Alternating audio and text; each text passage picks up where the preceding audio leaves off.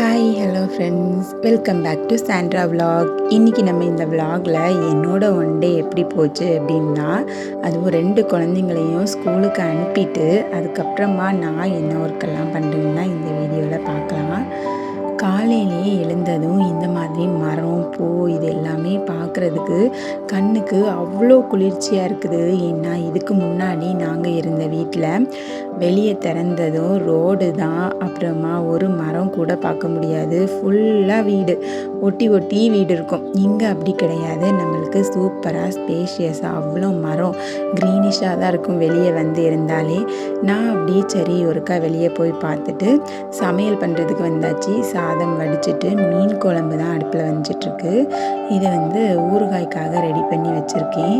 அப்புறமா நான் சமையல் பண்ணிகிட்டே இருந்தேன். என்னோடய ஹஸ்பண்ட் வந்து தண்ணி வந்திருந்ததால் காலையிலே நான் சொல்லாமலேயே எனக்கு ஹெல்ப் பண்ணுறேன்னு நான் ஒரு பக்கம் சமையல் பண்ணவும் அவங்க வந்து எனக்கு ஹெல்ப் பண்ணுறாங்க. அவ்வளோ துணியையும் மிஷினில் போட்டு எடுத்து காயையும் வச்சாச்சு. இனி வந்து இதே மாதிரி மடிக்கும் போதும் நானும் அவங்களும் சேர்ந்து தான் பேசி பேசி மடிப்போம். இந்த மாதிரி யாரெல்லாம் வீட்டில் வந்து சேர்ந்து ஒர்க் பண்ணுவீங்க, இல்லைன்னா தனியாகவே எல்லா வேலையும் பார்ப்பீங்கன்னு கமெண்ட்டில் சொல்லுங்கள். அப்படியே அதுக்கப்புறமா ஆனுவையும் ஸ்கூலுக்கு அனுப்பிட்டு மார்க்கெட்டுக்கு வந்தாச்சு. மார்க்கெட்டுக்கு வந்தாலே நான் கண்டிப்பாக எங்கள் அம்மா வீட்டையும் ஒரு தடவை போய் பார்த்துட்டு வந்துடுவேன். அவங்கள்ட்டையும் போய் ஒருக்கா பேசிட்டு எடுத்துகிட்டு அப்படியே நம்மளுக்கு இப்போ ஸ்கூட்டர் இருந்ததால தான் இந்த மாதிரியெல்லாம் வர முடியுது. இல்லைன்னா இப்படியெல்லாம் வர முடியாது. நம்ம வந்து நடந்து வரணும், அங்கேருந்து ஒரு கிலோமீட்டர் நடந்து வர மாதிரி வரணும்னு வரமாட்டேன். இப்போ ஸ்கூட்டி வந்திருக்கிறதால எனக்கு ரொம்பவே ஹெல்ப்ஃபுல்லாக இருக்குது. வீட்டுக்கு முன்னாடி இந்த மாதிரி ஒரு மரம் வைக்கிறது எல்லாருக்குமே ரொம்ப நல்லாயிருக்கும். ஏன்னா கரண்ட் இல்லைன்னா இதுலேருந்து சூப்பராக காற்று வரும். வெளியே வந்து உட்காந்துருந்துக்கலாம். ஏதாச்சும் மீன் ஏதாச்சும் கழுவன்னா கூட வெளியே வந்து உட்காந்துருக்கலாம். வண்டியெல்லாம் அதிலே பார்க் பண்ணிக்கலாம். இன்றைக்கி நானும் எங்கள் அம்மா வீட்டுக்கு போயிட்டு மார்க்கெட்டில் கொஞ்சம் திங்ஸ் எல்லாம் வாங்கியிருந்தேன். அம்மா வந்து வீட்டில் முருங்கைக்காய் எல்லாமே இருந்துச்சுன்னு அவங்களும் தந்து விட்டாங்க. அம்மா வீடும் அப்படி தான் பார்த்திங்களா, வெளியே வந்தாலே மரம் அப்படி இப்படின்னு தான் இருக்கும். நான் வந்து வாடகை வீட்டில் இருந்ததால் மட்டும்தான் அவ்வளோ சுற்றி பில்டிங்ஸாக இருந்துச்சு. இனிமேல் வந்து அந்த ப்ராப்ளம்ஸ் இருக்காது. நம்ம வந்து நம்மளோட ஓன் ஹவுஸுக்கு வந்ததால் நம்ம தான் எல்லாமே பண்ணிக்கலாம். நிறையா மரம் வைக்கணுன்னா வச்சுக்கலாம். எப்போ வேலை பார்க்கணும், எப்போ வீடை க்ளீன் பண்ணணும், எல்லாமே நம்மளோட இஷ்டம்தான். யாரும் வந்து எதுவும் கேட்க மாட்டாங்க இல்லையா? அதுக்காக கண்டிப்பாக ஒரு ஓன் ஹவுஸ் வேணும். இப்போ வந்து எங்களுக்கு வந்து குட்டியாக இருக்குது வீடு. இது வந்து எங்களுக்கு பத்தலை. சீக்கிரமாகவே வீடு கட்டணும்னு நானும் என்னோடய ஹஸ்பண்டும் டிஸ்கஸ் பண்ணிகிட்டே இருக்கோம். இருந்தாலும் கொஞ்சம் ஃபினான்ஷியல் சப்போர்ட் இல்லைங்கிறதால கொஞ்சம் லேட் ஆகிட்டுருக்கு. பரவாயில்ல, கூடிய சீக்கிரமே நம்ம வந்து மேனேஜ் பண்ணி எப்படியாச்சும் ஒரு கொஞ்சம் ஓரளவுக்கு ஒரு பெரிய ஹவுஸை வந்து நாங்கள் கட்டிடுவோன்ட்டு நம்பிக்கை இருக்குது.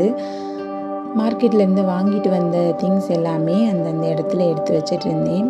வெங்காயம், உருளைக்கிழங்கு, பல்லாரி, அப்புறமா வெள்ளைப்பூடு, இஞ்சி இது எல்லாமே வெளியே தான் வைக்கணும். ஒரு சில பேர் தக்காளியும் கூட வெளியே வைக்க சொல்கிறாங்க. நான் இன்னும் அந்த பழக்கத்துக்கு வரல. தக்காளியும் இன்னும் ஃப்ரிட்ஜ்லேயே தான் ஸ்டோர் பண்ணிகிட்ருக்கேன். மாம்பழம் இந்த சீசனில் நிறையவே கிடைக்கும். அதனால் மாம்பழமும் வாங்கிக்கோங்க. என்னடா அரைமுறி தேங்காய் தான் இருக்குதுன்னு பார்க்காதீங்க. நான் அம்மா வீட்டுக்கு போனதால் அவங்க வந்து கொடுத்துட்டு இருந்தாங்க. ஆனு வந்து அவனோட ஸ்நாக்ஸ் பாக்ஸை ஒரு 10 days தான் யூஸ் பண்ணான். அதுக்கு முன்னே உடச்சி பிச்சு எரிஞ்சு போட்டாச்சு. இது வந்து அடுத்த பாக்ஸ் வாங்கியிருக்கு. சாண்ட்ரா வந்து அப்படி கிடையாது. அவளுக்கு வந்து போன இயர் வாங்கின ஸ்நாக்ஸ் பாக்ஸ் கூட இந்த வருஷமும் அவள் யூஸ் பண்ணிகிட்ருக்கா. பொண்ணுங்க கையில் எப்படி ஒரு திங்ஸ் இருக்குது, பசங்க கையில் எப்படி ஒரு திங்ஸ் இருக்குதுன்னு இதை வச்சே நம்ம கண்டுபிடிச்சிடலாம். பொண்ணுங்க எவ்வளோ சேஃப்டியாக அழகாக பத்திரமா பார்த்து வச்சிட்ருக்காங்க. ஆனால் பசங்க வந்து அதை தறிய முடிய எடுத்து உடச்சி போட்டுற வேண்டியது. அப்புறம் அப்படியே வந்து வீட்டில் கொஞ்சம் சமையல் வேலை தான் இருந்துச்சு. அதையும் கொஞ்சம் அப்படியே பார்த்துட்டே இருந்தேன்.